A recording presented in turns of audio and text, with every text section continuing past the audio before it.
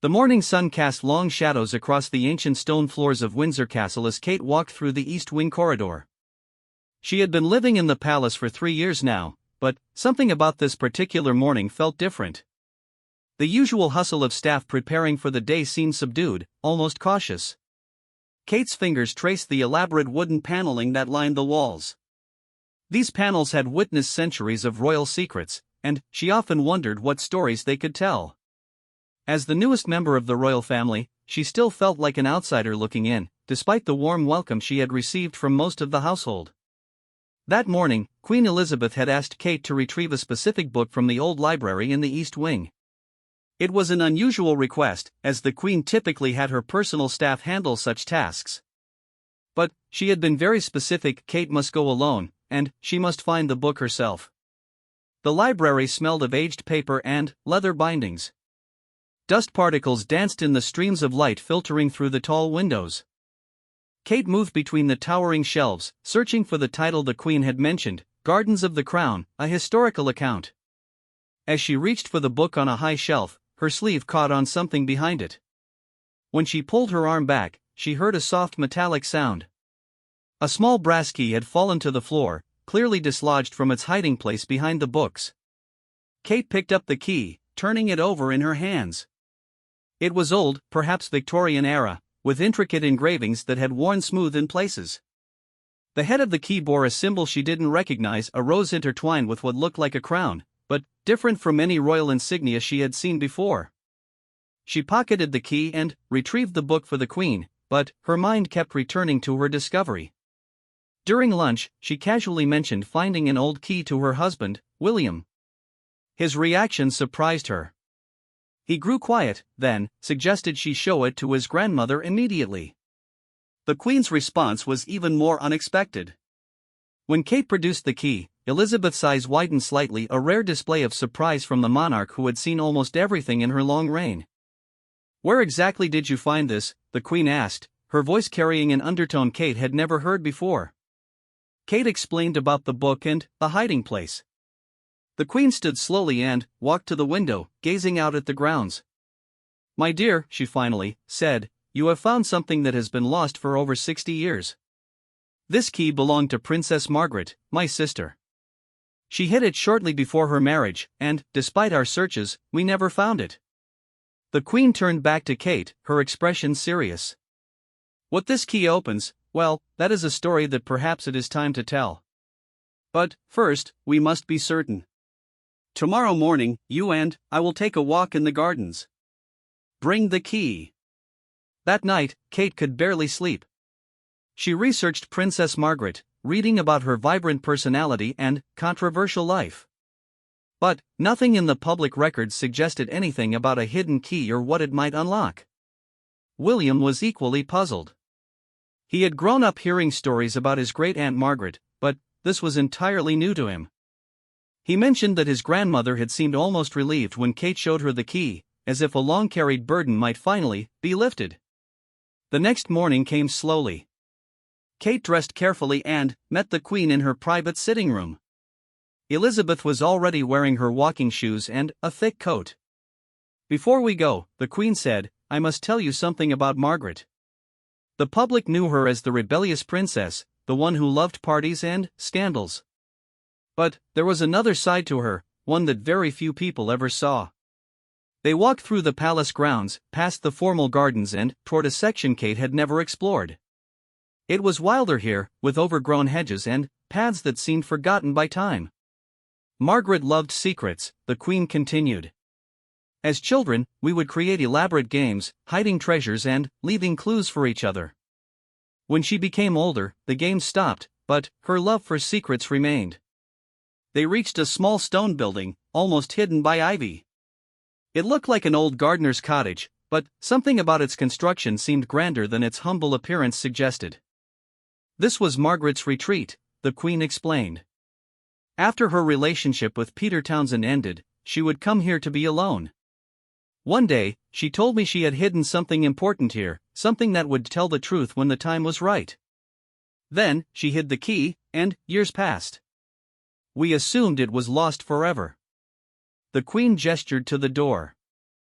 I believe it is time to see what my sister thought was so important to preserve. Kate's hands trembled slightly as she inserted the key into the lock. Despite decades of disuse, it turned smoothly. The door opened to reveal a small but beautifully preserved room. Paintings covered the walls, artwork Kate had never seen before. But it was the desk in the corner that drew the Queen's attention. Inside the desk drawer, wrapped in faded silk, was a leather journal. The Queen picked it up carefully, her fingers tracing the embossed M on the cover. "Margaret's diary," she whispered. "She told me she had destroyed all of them." As they returned to the palace with the journal, Kate noticed tears in the Queen's eyes. Whatever was in that diary, it clearly held deep significance. Back in the Queen's study, Elizabeth opened the journal. Her expression changed as she read, shifting from nostalgia to surprise to something that looked almost like alarm. "Kate," she said finally, "what you have found will indeed send shockwaves through the palace. This diary contains information about events that we thought were known only to a very few. Margaret, it seems, knew far more than anyone realized." The Queen closed the journal and looked at Kate directly. "What I am about to share with you must be handled with the utmost discretion. The story in these pages involves not just our family, but matters of state that were covered up decades ago. Are you prepared for that responsibility?" Kate nodded, understanding that her discovery had opened more than just a locked door. She had uncovered a piece of hidden history that would challenge everything she thought she knew about the royal family. The Queen began to read from the diary, and, as she did, Kate realized that Princess Margaret had been documenting secret meetings, classified information she had overheard, and, most shocking of all, evidence of a conspiracy within the government that had been hidden from the public for over half a century. "Margaret always said she would have her revenge on those who forced her to give up her happiness," the Queen said softly. "I never imagined she meant it quite so literally. She turned herself into a chronicler of secrets, gathering information that would expose the truth about those who had wronged her." As the morning turned to afternoon, Kate listened to excerpts from the diary that revealed a shadow history of the palace, secret agreements, hidden scandals, and, most disturbingly, evidence that several prominent figures had conspired to manipulate royal marriages for political gain. "This changes everything," the Queen said finally. "Some of these people are still alive, still in positions of influence. We must decide what to do with this information very carefully." Kate understood that her simple task of fetching a book had led to one of the most significant discoveries in recent royal history. The key she had found was more than just a piece of metal, it was the key to understanding a hidden chapter of the monarchy that Princess Margaret had carefully preserved, waiting for the right moment to be revealed. As she left the Queen's study, Kate felt the weight of the secret she now carried. The palace walls seemed different now, full of hidden stories waiting to be discovered. She wondered what other secrets lay behind the ancient stones and whether she would be the one to uncover them. The Queen had asked her to return the next day to continue reading the diary and to begin discussing how to handle the explosive information it contained. Kate knew her life in the palace would never be the same. She had crossed from being an outsider to being a keeper of the family's most guarded secrets. That night, as she lay in bed, Kate thought about Princess Margaret, the princess who had turned her pain into purpose, gathering secrets like weapons for a battle she knew she might never fight herself. But she had left them for someone else to find, someone who would come along when the time was right. Kate realized that she was that person. The key had waited 60 years to be discovered, and now it was up to her to decide what to do with the truth it had unlocked. The shockwaves the Queen had mentioned were only beginning. What came next would test not just the palace, but the very foundation of the monarchy itself. The following morning arrived with an unseasonable chill that seemed to seep through the palace walls. Kate found herself awake before dawn, her mind racing with the revelations from Princess Margaret's diary. She dressed quietly, careful not to wake William, and made her way to the private breakfast room where she was to meet the Queen. Elizabeth was already there, looking as if she had slept as little as Kate had. Before them on the table lay the leather journal, its presence seeming to fill the room with unspoken questions. "I've been reading through the night," the Queen said without preamble. "What Margaret documented here is more extensive than I could have imagined. She must have spent years gathering this information." Kate poured tea for them both, noticing how the Queen's hands trembled slightly as she opened the diary again. The entries were written in Margaret's distinctive handwriting, elegant but urgent, as if she knew time was always running short. "Listen to this," the Queen said, reading from a page dated 1978. "Today I overheard Charles speaking with Mountbatten about arrangements that would ensure a suitable marriage. They spoke of Diana Spencer as if she were a chess piece to be moved into position. The poor girl has no idea what they're planning for her life." Kate felt her breath catch. This was explosive information that cast the royal family's history in an entirely different light. The Queen continued reading. Entry after entry revealed how Margaret had positioned herself to overhear conversations, how she had cultivated relationships with palace staff who unknowingly provided her with crucial information, and how she had documented everything with the precision of a trained spy. Here, the Queen pointed to another entry. She writes about a secret meeting in 1965 between government officials and certain members of our family. They discussed controlling public opinion through carefully orchestrated royal events and marriages. Margaret calls it the Puppet Master's Handbook. As they delved deeper into the diary, a pattern emerged. Princess Margaret had discovered a network of influential figures, politicians, media moguls, and even some royals who had been manipulating events behind the scenes for decades. They had orchestrated scandals, arranged marriages, and even influenced succession discussions, all to maintain their power and control. But why didn't she ever use this information? Kate asked. Why hide it away? The Queen set down the diary and walked to the window. Margaret was many things, but she was not vindictive in the way people thought. I believe she saw this as insurance, something to protect the monarchy if these forces ever threatened to destroy it completely. She was playing a very long game. A knock at the door interrupted them. The Queen's private secretary entered, his face grave. Your Majesty, we have a situation. Someone has been making inquiries about Princess Margaret's private papers. They claim to have legal standing to access her estate documents. The Queen and Kate exchanged glances. After 60 years, why was someone suddenly interested in Margaret's papers? Who is making these inquiries? The Queen asked. A law firm representing an anonymous client. They seem to know that something significant exists, though not specifically what. After the secretary left, the Queen turned to Kate. It seems our discovery yesterday has not gone unnoticed. Someone else knows about this diary, or at least suspects its existence. They spent the rest of the morning going through more entries, each one more revealing than the last. Margaret had documented financial irregularities, cover-ups of scandals that would have destroyed reputations, and, most disturbingly, evidence of deliberate sabotage of certain royal relationships that had threatened the established order.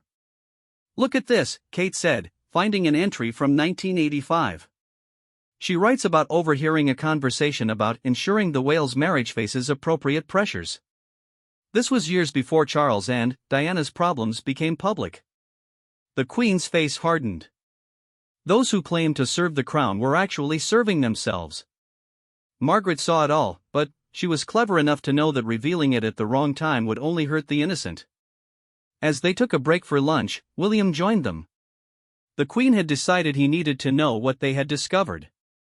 His reaction was one of shock and anger. You're telling me that my mother's life was deliberately made difficult by people who claim to be protecting the monarchy, he said, his voice tight with emotion. It appears so, the Queen said gently. Though Margaret's diary also shows that Diana had more allies than she knew. Margaret herself tried to warn her, but, by then, trust had become impossible. The afternoon brought more discoveries. Hidden between the pages of the diary were photographs, documents, and even tape recorder cassettes that Margaret had labeled with dates and initials. She created an entire archive, Kate marveled. This must have taken incredible dedication and courage. Margaret always said she would find a way to matter, the Queen reflected. I think this was her way of ensuring that truth would eventually prevail. As evening approached, they had only scratched the surface of Margaret's collection. But already they had enough information to expose decades of manipulation and deceit. The question now was what to do with it. We need to be strategic, William said. If we release this information incorrectly, it could destroy the monarchy itself. But, if we don't act, these people continue to operate in the shadows. The Queen nodded. Margaret was wise to wait. But, now, with the world changed and transparency expected, perhaps it is time for these truths to come to light. Kate, you found the key for a reason. I believe you should help us decide how to proceed. Kate felt the enormous weight of responsibility. She suggested they first secure all of Margaret's materials, then, carefully verify each claim with additional evidence. They would meet allies, trusted journalists, legal advisors, and historians who could help them navigate the complexities of revealing such explosive information. There's something else, the Queen said as they prepared to end their day's work. Margaret's diary mentions a second location, another cache of evidence she called the insurance policy. She writes that if anything happened to her unexpectedly, we should look for where the roses bloom in winter. Kate immediately thought of the greenhouse at the far end of the palace grounds, where roses were cultivated year-round. Could Margaret have hidden more evidence there? As they locked the diary away in the Queen's private safe, Kate noticed a small notation on the back cover she hadn't seen before. In tiny script, Margaret had written, "For the one who finds this, be brave, be careful, but, above all, be just. The truth serves no one if it destroys the innocent along with the guilty." That night, Kate found herself unable to concentrate on normal palace life. Every conversation seemed superficial compared to the secrets she now carried. She watched the staff and visitors with new eyes, wondering who among them might be connected to the network Margaret had uncovered. William noticed her distraction. "This is changing how you see everything, isn't it?" he said softly. Kate nodded. "Your aunt was remarkable." She turned her pain and frustration into a mission to document the truth. "I just hope we can honor her work without causing unnecessary harm." "My grandmother is right, you found that key for a reason," William said. "Maybe it takes someone who came from outside this world to see clearly how to handle what's been hidden inside it."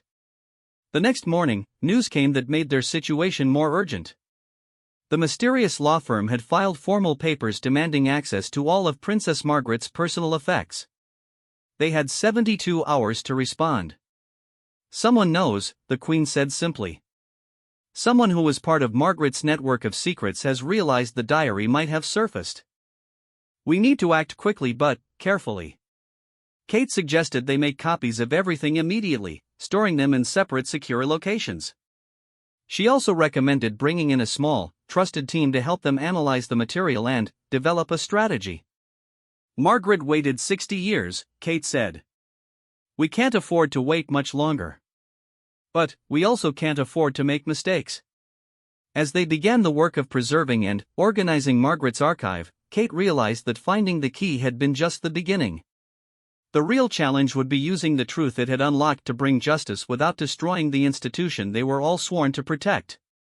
The palace that had seemed so solid and unchanging now felt fragile, built on foundations that included both noble service and cynical manipulation. Princess Margaret had seen it all and chosen to document rather than destroy. Now it was up to Kate, William, and the Queen to decide how to use her legacy. As the sun set over Windsor Castle, Kate stood in the same corridor where she had found the key. The wooden panels that had hidden it for so long seemed to whisper with secrets still untold. She thought of Margaret, young and heartbroken, carefully planning her long revenge against those who had wronged not just her, but the entire institution of the monarchy.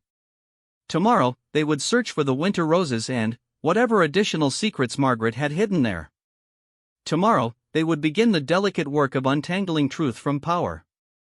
But, tonight, Kate simply stood in the quiet corridor and thanked the rebellious princess who had refused to let the truth die with her. The shockwaves were building, ready to reshape the palace and, perhaps the monarchy itself. Kate gripped the key in her pocket, feeling its weight like a responsibility passed down through time. Princess Margaret had lit a very long fuse, and Kate had been chosen to decide when and how the explosion would come. The greenhouse stood at the furthest edge of the palace grounds, its Victorian glass panels catching the early morning light. Kate walked beside the Queen and William, their breath visible in the cold air. They had come alone, leaving before the palace fully awakened, driven by Margaret's cryptic clue about roses blooming in winter. Inside, the temperature difference was immediate. Humid warmth enveloped them, carrying the perfume of hundreds of roses in various stages of bloom. The head gardener had given them privacy, though he seemed puzzled by the royal family's sudden interest in this particular greenhouse.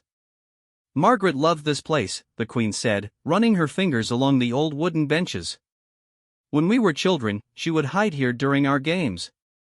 She said the roses kept secrets better than people. They searched methodically, checking behind pots, under benches, and along the walls. It was William who noticed the anomaly, a section of brick wall where the mortar looked different, newer than the surrounding area. Here, he said, pressing against the bricks. One of them moved slightly. Kate helped him work the brick free, revealing a hidden cavity behind it. Inside was a metal box, sealed against moisture and time. The same key that had opened Margaret's retreat also opened this box, as if she had planned every detail of her revelation. Inside the box were more documents, but these were different from the diary. These were originals, letters, photographs, financial records, and, most shocking of all, signed confessions from several individuals who had participated in the conspiracies Margaret had uncovered. "My God," the Queen breathed, reading one of the letters. "This is from Lord Pemberton, admitting to orchestrating the media campaign against Margaret's relationship with Peter Townsend. He details exactly how they manipulated public opinion and why." Another document revealed a financial trail showing how certain royal events had been funded by outside interests in exchange for influence over royal decisions. There were photographs of secret meetings, transcripts of recorded conversations, and enough evidence to support every claim in Margaret's diary. She didn't just observe, Kate said in amazement. She actively gathered evidence. She must have had help. At the bottom of the box was another letter, this one in Margaret's hand, addressed to whoever finds this. William, read it aloud. "If you are reading this, then, my first breadcrumb has led you here. Know that everything in this box has been verified and is genuine. I spent 40 years gathering this evidence, not out of spite, but out of love for an institution that was being corrupted from within. The people named in these documents believed they were puppet masters, pulling strings for the greater good. They never understood that the monarchy's true strength comes from its connection to the people, not from the machinations of power brokers. Use this wisely. Some of those named are now dead, and their families innocent of their crimes. Others still wield influence and must be stopped. But, remember, revenge serves no one. Justice serves everyone. There is one more cache, the most important one. It contains evidence of something that goes beyond mere manipulation. It reveals why they did what they did and who was truly behind it all. You'll find it where my heart was broken, but my resolve was forged. Think of the day that changed everything. Be brave. The truth needs champions now more than ever." Margaret. They returned to the palace with the box, adding its contents to their growing archive. The 72-hour deadline was approaching, and they needed to make decisions quickly. The Queen called an emergency meeting with her most trusted advisors, her private secretary, the royal family's solicitor, and, surprisingly, a journalist whom Margaret had mentioned in her diary as one of the few who could not be bought. As they laid out the evidence, the room fell into stunned silence. The solicitor, an elderly man who had served the royal family for decades, was particularly shaken. "I knew some of this was happening," he admitted quietly. "But I told myself it was for the stability of the crown. I never imagined the extent of it." The journalist, a woman named Sarah Chen who had spent her career investigating corruption, examined the documents with professional interest. "This is enough to bring down half the establishment," she said. "The question is how to release it without causing a constitutional crisis." Kate proposed a careful strategy. They would start by approaching those still alive who were named in the documents, giving them a chance to come forward voluntarily. Those who refused would face public exposure.